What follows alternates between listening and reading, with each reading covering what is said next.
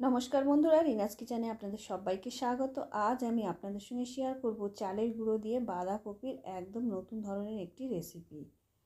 আর এই রেসিপি আমি কিভাবে তৈরি করেছি আর কি কি উপকরণ ব্যবহার করেছি সম্পূর্ণ ভিডিওটা দেখতে থাকুন। তার জন্য দেখতেই পাচ্ছেন একটা বাঁধাকপি আমি নিয়েছি, তবে বাঁধাকপিটার যে মধ্যিখানের যে একদম কচি অংশটা থাকে সেই অংশটাই কিন্তু এই রেসিপিতে আমি ব্যবহার করব। আর উপর থেকে বেশ অনেক পাতাই ছাড়িয়ে নিয়েছি, নিয়ে অন্য রেসিপি তৈরি করেছি বন্ধুরা। এইভাবে দেখতেই পাচ্ছেন একদম মধ্যিখানের যে ছোট্ট মতন অংশটা থাকে, নরম অংশ কচি, সেই অংশটাই কিন্তু এই রেসিপিতে আমি ব্যবহার করব। আর সেই একটা বাঁধাকপির মধ্যিখানের অংশটা নিয়েছি, আর নিয়েছি হাফ বাটি চালের গুঁড়ো। আতপ চাল, সিদ্ধ চাল, যে কোনো চালের গুঁড়ো কিন্তু আপনারা ব্যবহার করতে পারেন।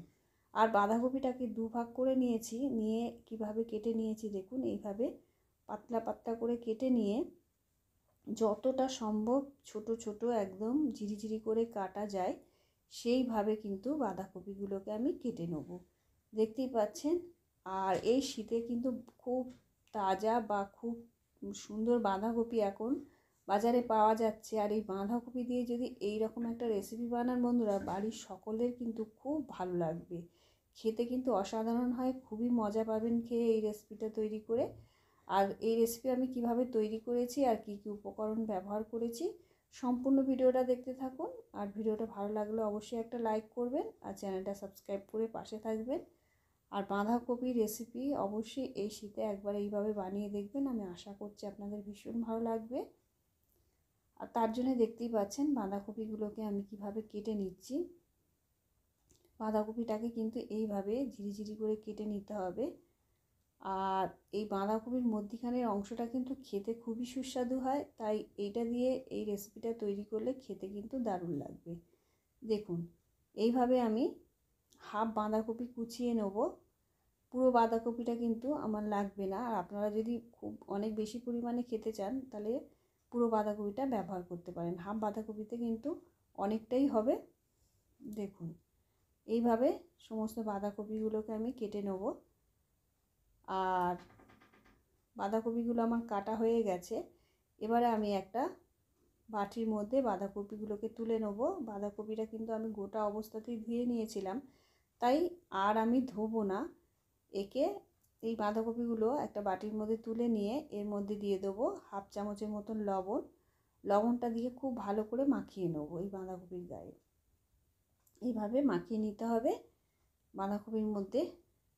আর আপনারা যারা কপি খেলে আপনাদের যাদের গ্যাস বা অম্ল হওয়ার সম্ভাবনা থাকে, তারা কিন্তু কপিটাকে এইভাবে লবণ মাখিয়ে নিতে পারেন, বা লবণ মাখিয়ে এর মধ্যে আমি গরম জল ঢেলে নেবো, নিলে কপিটা কিন্তু পরিষ্কার হয়ে যাবে গরম জল দিলে। আর জলটা বেশ ভালোই গরম করে নিয়েছি, আর এই গরম জলটা এর মধ্যে আমি ঢেলে দেবো। আর আপনারা চাইলে গরম জলে লবণ ফেলে ভাপিয়ে নিতে পারেন কপিটা। তাতে করে কি হবে, কপি খেলে অনেকের গ্যাসের সম্ভাবনা থাকে, আর এইভাবে যদি ভাপিয়ে নেন কিংবা গরম লবণ জলে কপিগুলোকে এইভাবে কিছুক্ষণ ঢাকা দিয়ে রেখে দেন গরম জলের মধ্যে, তাতে কপিগুলো ভালো মতন পরিষ্কার হয়ে যাবে। আর এই কপি খেলে কিন্তু কোনো শরীর খারাপ হবে না। দেখুন, এবার ঢাকা দিয়ে আমি 1 ঘন্টার মতন রেখে দিয়েছিলাম, দিয়ে আমি অনেক কাজ করে নিয়েছি। তার মধ্যে আপনাদের হাতে সময় থাকলে 15-20 মিনিট ঢাকা দিয়ে রেখে দিলেই হবে। আর তার থেকে যদি কম সময় করতে চান তাহলে কপিটাকে একটু ভাপিয়ে নেবেন, একটু নরম করে নেবেন, তাতে কিন্তু রেসিপিটা দারুণ হবে। এবারে 1 ঘন্টা পরে ফিরে এসেছি। দেখুন, খুব সুন্দর করে এই জলটাকে কিন্তু আমি চিপড়ে একদম বার করে দেবো, কপির মধ্যে যাতে এই জলটা না থাকে। লবণ জলের মধ্যে ভিজিয়ে রেখেছিলাম, আর এই জলটা দিয়ে কিন্তু বেশ গন্ধ ছাড়ছে, কপির গন্ধ। আর এই গন্ধটা কিন্তু এইভাবে চিপড়ে নিলে আর থাকবে না। আর এই গন্ধটা এইভাবেই ক্লিয়ার করলে কপিটা খেলে কিন্তু কোনো সমস্যা হবে না। দেখুন, এইভাবে আমি সমস্ত কপিগুলোকে চিপড়ে চিপড়ে তুলে নেবো আর এই জলটা ফেলে দেবো। দেখুন, এইভাবে একদম ছেঁকে ছেঁকে খুব সুন্দর করে কপিগুলোকে তুলে নিতে হবে জলের থেকে, যাতে কপির মধ্যে জল একদমই না থাকে। জল থাকলে কিন্তু রেসিপিটা ভালো হবে না। খুব ভালো করে জলটা কিন্তু একদম পরিষ্কার করে নিতে হবে। দেখুন কিভাবে আমি একদম চিপে চিপে কপিগুলোকে তুলে নিয়েছি। আর এটাকে একটা বাটির মধ্যে নিয়ে নিচ্ছি। নিয়ে এর মধ্যে দিয়ে দেবো স্বাদ অনুসারে লবণ। এবারে দিয়ে দেবো 1 চামচের 4 ভাগের 1 ভাগ হলুদ গুঁড়ো, 1 চামচের 4 ভাগের 1 ভাগ লঙ্কা গুঁড়ো, হাফ চামচ চিনি, চিনিটা অবশ্যই দেবেন যেহেতু এটা নিরামিষ রেসিপি। আর দিয়ে দিলাম হাফ চামচ জিরে গুঁড়ো, হাফ চামচ ধনে গুঁড়ো, হাফ চামচ গরম মশলার গুঁড়ো আর হাফ চামচ চাট মশলা।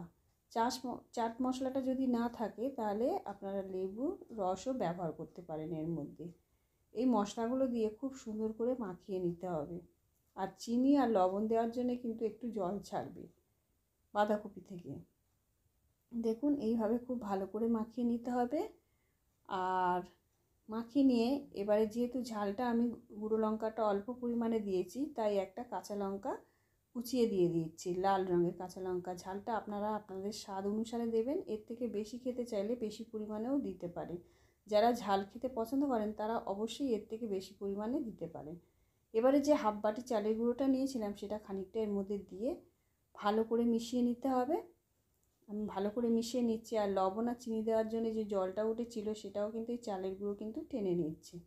এভাবে খুব ভালো করে মিশিয়ে নিতে হবে।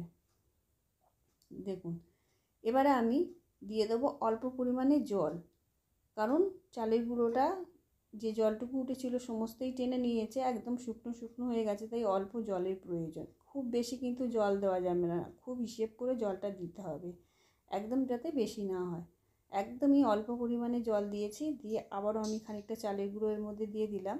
এইভাবে অল্প করে চালের গুঁড়ো দেব আর বাঁধাকপিটাকে খুব ভালো করে আমি মিশিয়ে নেব। এইভাবে ভালো করে মাখিয়ে নিতে হবে। দেখুন আর এখনও অল্প পরিমাণ চালের গুঁড়ো রয়েছে, এবার আমি ভালো করে হাত দিয়ে মাখিয়ে নিচ্ছি। এবারে আমি 1 বাটি ধনেপাতা কুচিয়ে রেখেছিলাম, বেশ খানিকটা অনেকটাই ধনেপাতা কুচিয়ে রেখেছিলাম, সেটা এর মধ্যে যোগ করে দিলাম। ছোট বাটির 1 বাটি ধনেপাতা হবে। আপনাদের কাছে যদি ধনেপাতা না থাকে ধনেপাতা বাদ দিতেও পারেন, ধনেপাতা ছাড়াও কিন্তু এই রেসিপিটা খেতে দারুণ হবে। ধনেপাতাটা দিয়ে আবারও খুব ভালো করে আমি মাখিয়ে নিচ্ছি। দেখুন ধনেপাতাটা দেওয়ার জন্য এর থেকে কিন্তু আবারও জল ছাড়বে, আর কিন্তু আমি জল ব্যবহার করব না।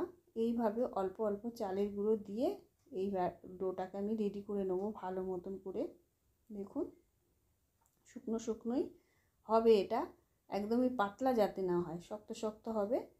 দেখতেই পাচ্ছেন কিভাবে মেখে নিচ্ছি। এইভাবে খুব সুন্দর করে কিন্তু হাত দিয়ে চটকিয়ে চটকিয়ে মেখে নিতে হবে। চালের গুঁড়োটা কিন্তু এর মধ্যে ভালো মতন সেট হয়ে যায়, সেইভাবে খুব ভালো করে মাখিয়ে নিতে হবে। এইভাবে মেখে নিতে হবে। চালের গুঁড়ো দিয়ে কিন্তু যে এত সুন্দর একটা রেসিপি হয় বন্ধুরা, আপনারা এইভাবে না বানালে কিন্তু বুঝতেই পারবে না, খেতে কিন্তু দারুণ লাগে। এবারে হাত দিয়ে আমি ভালো করে চেপে চেপে দিচ্ছি। যে জলটা উঠবে আর সেই জলটা কিন্তু এই চালের গুঁড়োটা একদম টেনে নেবে, একটুও জল জল ভাব থাকবে না, বেশ শুকনো শুকনোই হবে। এবার আমি ঢাকা দিয়ে 5 মিনিট মতন রেখে দেবো, যাতে সমস্ত কিছু এর মধ্যে ভালো মতন সেট হয়ে যায়। এবারে ওভেনে কড়াই বসিয়ে দিয়ে দিচ্ছি সর্ষের তেল, আপনারা চাইলে সাদা তেলও ব্যবহার করতে পারেন।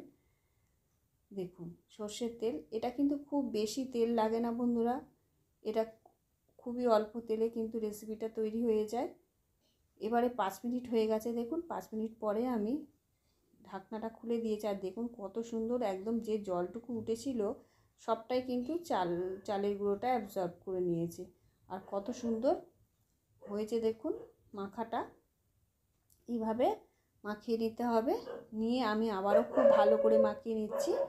নিয়ে আগে গোল করে নিচ্ছি। দেখুন এইভাবে গোল করে নিয়ে ভালো করে গোল করে নেব। আপনারা আপনাদের পছন্দ মতন শেপ দিতে পারেন, তবে এইভাবে গোল করে নিয়ে একটু চ্যাপ্টা করে বড়ার আকারে তৈরি করে নেব। এইভাবে করে শেপটা দিলেই রেসিপিটা সবথেকে সুন্দর হবে খেতে। দেখুন দিয়ে এবারে আমি একে একে তেলের মধ্যে ছেড়ে দিচ্ছি। দিয়ে খুব বেশি তেলে কিন্তু এটা দেওয়া যাবে না বন্ধুরা, খুব বেশি ডুবো তেলে দিতে গেলে এগুলো কিন্তু ছেড়ে যাওয়ার সম্ভাবনা থাকবে, যেহেতু আমি শুধু চালের গুঁড়ো ব্যবহার করেছি। আর এর থেকে একটু বেশি পরিমাণে তেল দিতে পারেন। দিয়ে খুব ভালো করে একটু সময় নিয়ে লো ফ্লেমে কিন্তু ভেজে নিতে হবে। এইভাবে দেখুন আমি উল্টিয়ে দিচ্ছি, কত সুন্দর হয়েছে বড়াগুলো, খেতে কিন্তু দুর্দান্ত লাগে বন্ধুরা, মুচমুচে এইরকম বাঁধাকপির বড়া এই শীতকালে গরম ভাতের সাথে ডালের সাথে খেতে অসাধারণ লাগবে। এইভাবে দেখবেন বানিয়ে। সম্পূর্ণ নিরামিষ কিন্তু এই বড়া, আপনারা যে কোনো নিরামিষের দিনে বানিয়ে ফেলতে পারেন, খেতে কিন্তু অসাধারণ হয়। আর এইভাবে লাল লাল করে খুব ভালো করে ভাজতে হবে। ধারগুলোও দেখতে পাচ্ছেন এইভাবে খুব ভালো করে ভেজে নিতে হবে যাতে ধারগুলো কাঁচা না থাকে। আর তেলের পরিমাণটা কিন্তু খুবই কম তেলে আমি ভেজেছি, আপনারা এর থেকে বেশি তেলও দিয়ে ভেজে নিতে পারেন। দেখুন সমস্ত বড়াগুলো কিন্তু আমি এইভাবে ভেজে নেব। আবার সর্ষের তেল দিয়ে দিচ্ছি, দিয়ে আবারও একে একে বড়াগুলোকে ছেড়ে দেবো। এখন শীতকাল বন্ধুরা, সবার বাড়িতে প্রায় চালের গুঁড়ো রয়েছে, আর চালের গুঁড়ো অনেকটাই কিন্তু বেঁচে যায়। শীতকাল ভোর কিন্তু আমাদের পিঠে খাওয়া চলে, আর এই চালের গুঁড়ো বেঁচে যায়। এই চালের গুঁড়ো দিয়ে যে এত সুন্দর একটা রেসিপি তৈরি হয় বন্ধুরা, আপনারা ভাবতেই পারবেন না। একবার শুধু চালের গুঁড়ো দিয়ে এইভাবে বানিয়ে দেখবেন, খেতে দারুণ হয়। এইভাবে সমস্ত বড়াগুলোকে আমি খুব ভালো করে ভেজে নেব। দেখুন বন্ধুরা, সমস্ত বড়াগুলো ভালো করে কিন্তু ভেজে নিতে হবে, ভিতরে যাতে কাঁচা না থাকে। দেখুন সমস্ত বড়াগুলো কিন্তু আমার ভাজা হয়ে গেছে, আর এটা কিন্তু খেতেও দুর্দান্ত হয় বন্ধুরা, দেখতেই পাচ্ছেন ভিতরটাও। আর এটা ভীষণই মুচমুচে হয় খেতে। আর ভিডিওটা ভালো লাগলে অবশ্যই একটা লাইক করবেন, আর চ্যানেলটা সাবস্ক্রাইব করে পাশে